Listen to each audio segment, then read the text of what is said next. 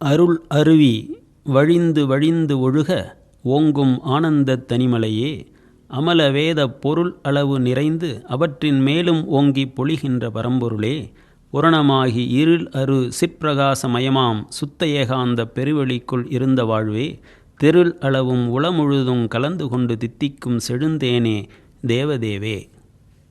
அருள் அருவியாக வழியும் ஆனந்த மலையே, வேத பொருளாக இருப்பவனே, அந்த வேத பொருள் அதை கடந்து அதன் மேலும் ஓங்கி பொழிகின்ற பரம்பொருளே, பூரணம் என்கின்ற நிறைவான பொருளே, இருள் என்கின்ற ஆன்மாவின் குணத்தை அறுக்கின்ற சிற்பிரகாசமயமான சுத்த ஏகாந்த பெருவெளிக்குள் இருக்கின்ற பெரிய வாழ்வே, தெருள் என்கின்ற தெளிவு உள்ளம் முழுவதும் கலந்து கொண்டு இனிக்கின்ற செந்தேனே தேவர்களுக்கெல்லாம் தேவனே என்று வள்ளல் பெருமான் இந்த பாடலிலே இறைவனுக்கு புகழாரம் சூட்டுகின்றார். அருள் என்றால் என்ன என்பதை முதலில் நாம் தெரிந்து கொள்ள வேண்டும். இறைவன் அருள் = கடவுள் என்கின்ற ஒரு புதிய சமன்பாட்டை கொடுக்கின்றார். உணர்வு என்பது கல்லிலிருந்து கடவுள் வரை ஒரு வானவில்லாக ஸ்பெக்ட்ரமாக இருக்கின்றது. 0 - 100% வரை இருக்கின்றது. ஒரு கல்லினுடைய உணர்வு ஒன்றுமில்லை, 0 அல்லது 0.001 என்கின்ற மிகச்சிறிய அளவில் இருக்கின்றது என்று கொண்டால், இறைவனுடைய உணர்வு என்பது 100% முழுமையான உணர்வு. அப்படிப்பட்ட உணர்வுக்கு வள்ளல் பெருமான் கொடுக்கின்ற ஒரு பெயர்தான் அருள். அந்த அருளானது எந்த பேதத்தையும் பார்க்காத அன்பு, எல்லையில்லாத உணர்ச்சி என்று சொல்லுவார். ஆக அன்பு என்பதும் வேண்டியவர்கள் வேண்டாதவர்கள் என்பதை ஒரு எல்லைக்குள் இருந்து செலுத்துகின்ற ஒரு உணர்ச்சியாக இன்று நாம் கருதுகின்றோம். ஆனால் பழங்காலத்திலே அன்பையும் அருளையும் விரோதிகள் மேலும் அவர்கள் அன்பை பொழிகின்ற ஒரு தன்மையை அருள் என்கின்ற ஒரு வார்த்தையால் அவர்கள் நமக்கு காட்டினார்கள். அருள் என்கின்ற வார்த்தை எப்படி ஏற்படுகின்றது என்று பார்த்தால், அர் கூட்டல் உள் என்கின்ற 2 வேர்ச்சொல்லிலிருந்து அந்த சொல் ஏற்படுகின்றது. உள் என்பது உயிரை குறிக்கும். அர் என்கின்ற சொல், ஆர் என்கின்ற சொல் இவை ஒளியை குறிக்கும். ஆக எந்த ஒரு பொருள் உயிரை பூரண ஒளிமயமாக ஆக்குகின்றதோ அதுவே அருள். அது பூரணமான எல்லையற்ற பேதமில்லாத வெறுப்பின் கலப்பே இல்லாத தூய முழுமையான அன்பு என்கின்ற பொருளை அருள் என்கின்ற சொல் நமக்கு கொடுக்கின்றது. ஆக இறைவன் ஒரு ஆனந்த தனி மலையாக இருக்கின்றான், குணக்குன்றாக இருக்கின்றான், பேரானந்த பொருளாக இருக்கின்றான். அந்த மலையிலிருந்து அருளானது அருவியாக வழிந்து வழிந்து ஒழுகிக்கொண்டே இருக்கின்றது. 2 முறை வழிந்து வழிந்து என்று சொல்லுகின்றார். ஆக தொடர்ந்து அழுத்தம் கொடுக்கின்றார்.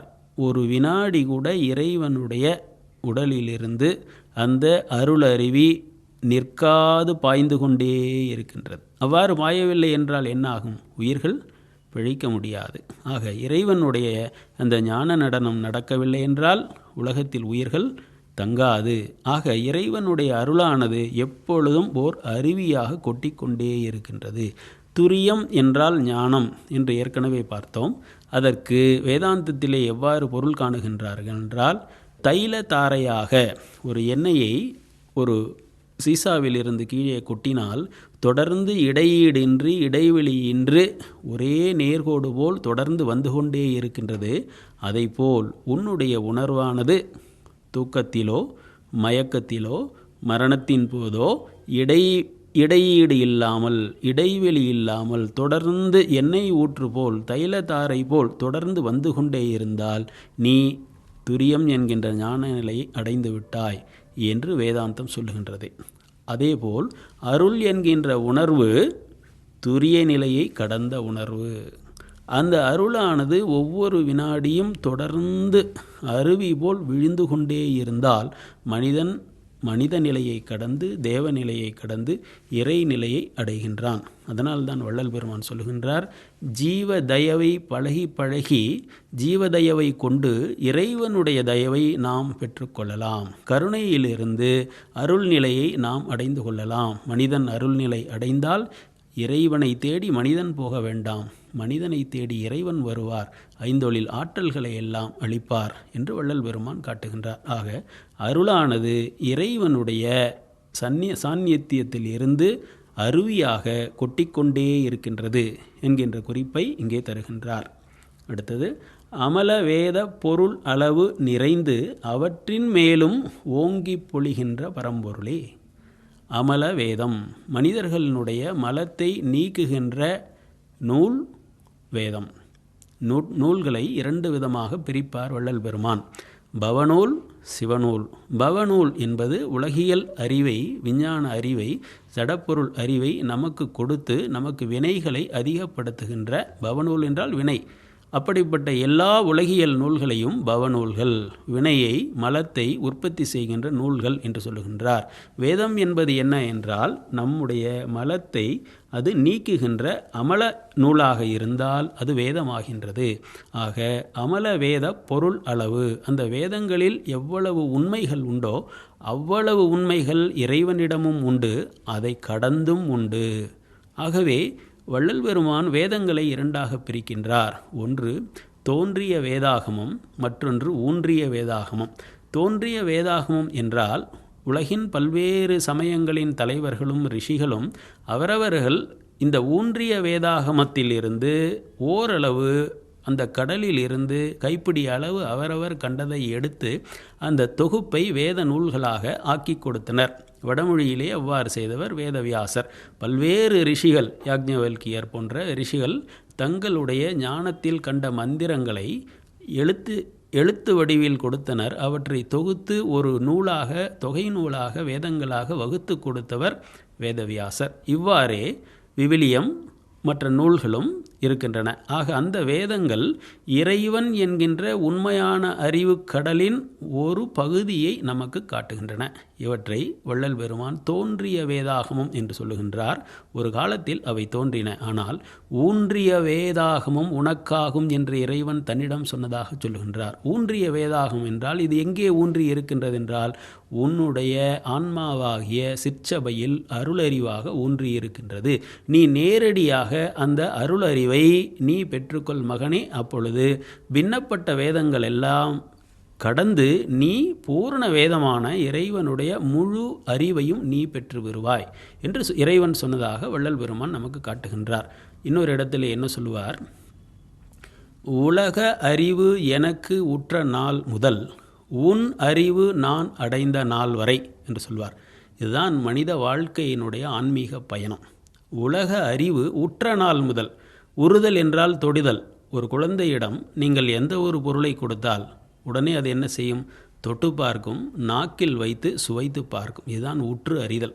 தொட்டு அறிதல் தான் முதல் அறிவு. தொடுதல் தான் முதல் அறிவு. ஆக உலகத்தை முதலில் தொடுவதின் மூலம் ஒரு குழந்தை அறிகின்றது. இந்த அறிவு என்பது புலன்களால் ஏற்படுகின்றது. மெய்வாய் கண்மூக்கு செவி என்கின்ற 5 அறிவு ஏற்பட்ட பிறகு உலகை நாம் அறிந்து கொள்கின்றோம். இது பாச அறிவு.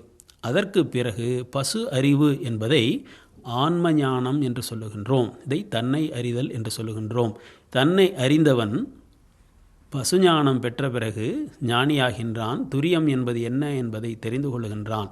ஆனால் பசுஞானம் மட்டும் போதாது, இதை கடந்து பதிஞானமும் வேண்டும். பதி என்கின்ற இறைவனுடைய அறிவு எப்படிப்பட்டது என்பதை அறிய வேண்டும், உணர வேண்டும், இறைவனிடம் யாசித்து பெற வேண்டும்.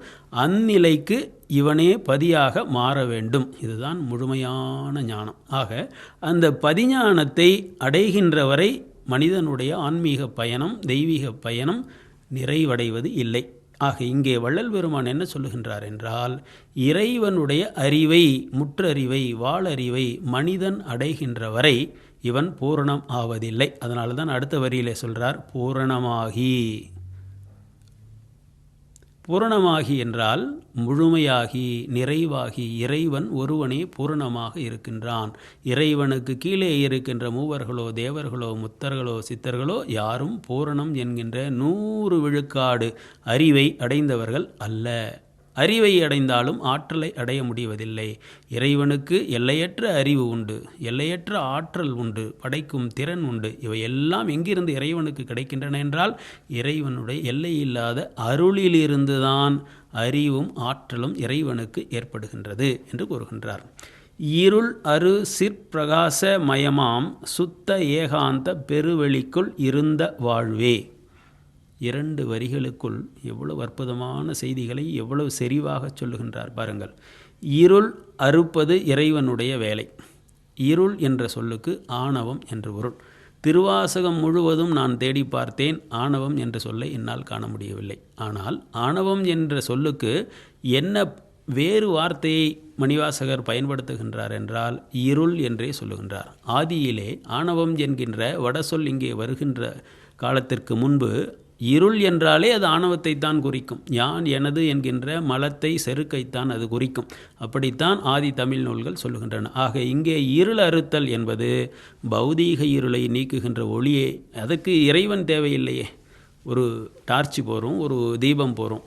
ஆனால் இருள் அரு சிற்பிரகாசம், இறைவனுடைய சித்தாகிய அறிவு ஒளி பெற்றது தான் சிற்பிரகாசம். அந்த சிற்பிரகாசமயமாகவே சுத்த ஏகாந்த பெருவெளிக்குள் இறைவன் இருக்கின்றான்.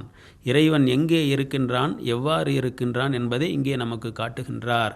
எவ்வாறு இருக்கின்றான் என்றால் சிற்பிரகாசமயமாக இருக்கின்றான். இறைவன் அருட்பெருஞ்சோதியாக இருக்கின்றான்.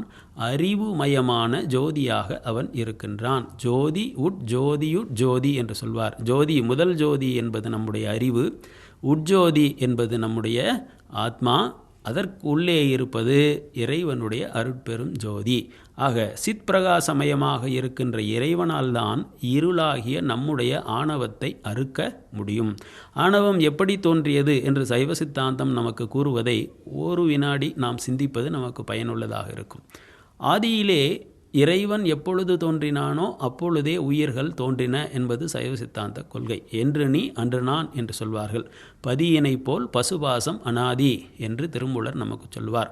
பதி என்கின்ற இறைவன் எப்பொழுது தோன்றினானோ அப்பொழுதே பாசம் என்கின்ற மலம் தோன்றிவிட்டது. அப்பொழுதே பசுக்கள், எல்லையில்லாத எண்ணிக்கை கொண்ட பசுக்கள் தோன்றிவிட்டன, ஆன்மாக்கள் தோன்றிவிட்டன. ஆனால் அந்த ஆன்மாக்கள் எந்த நிலையில் இருந்தன என்றால் தங்களை தாம் அறியாது இருண்ட ஆணவமல கலப்பினால் அணு அளவில் ஒரு மூலையில் கிடந்தன.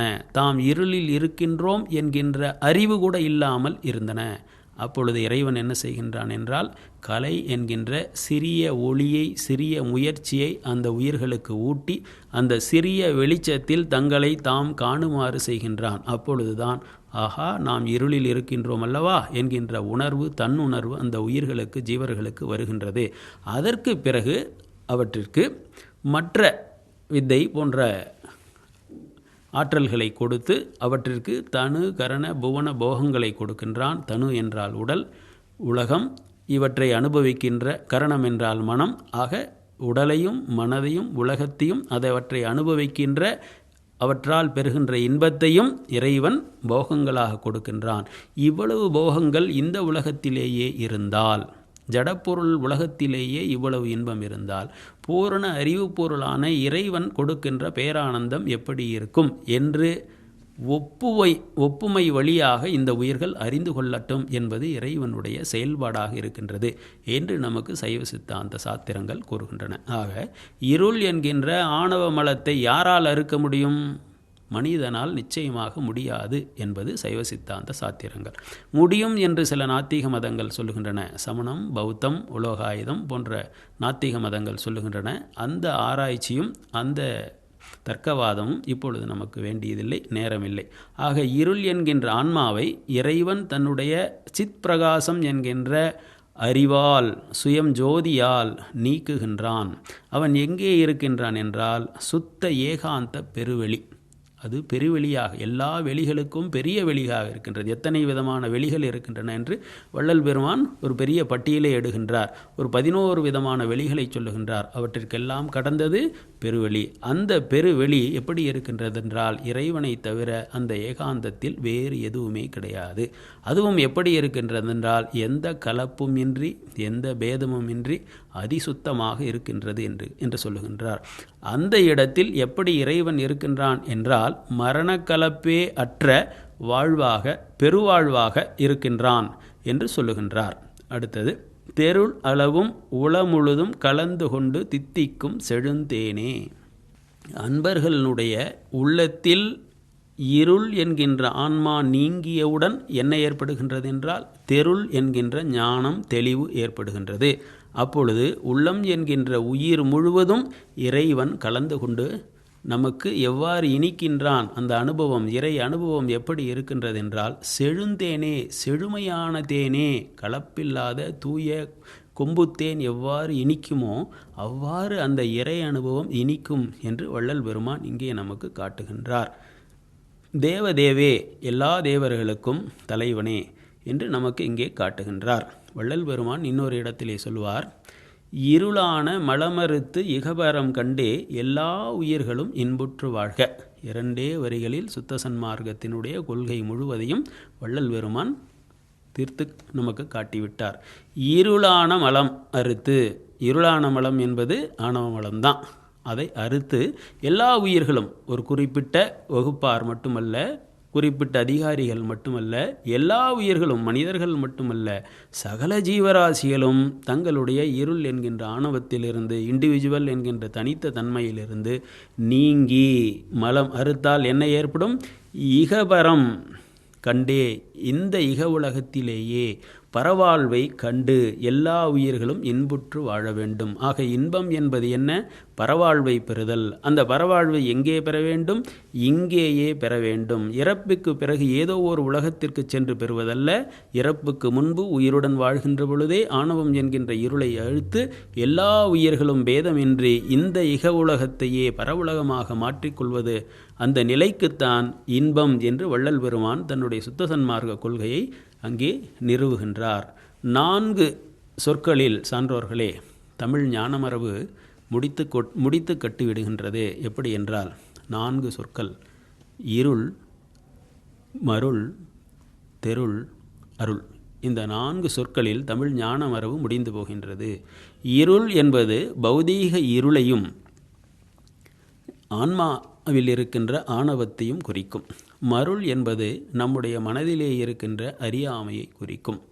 தெருள் என்பது அந்த ஆணவமும் மருள் என்கின்ற அறியாமையும் நீங்குகின்ற பொழுது ஏற்படுகின்ற தெளிவு என்கின்ற ஞானத்தை குறிக்கும். இது மனித நிலையில் ஞானிகளுடைய நிலையை சுட்டும். ஆனால் அருள் என்பது இறைவனுடைய குணம். ஆக இந்த 4 நிலைகளை உணர்ந்து கொண்டால் பொருள் என்கின்ற இறைவனுடைய 4 அம்சங்களை நாம் புரிந்து கொண்டவர்களாக ஆவோம்.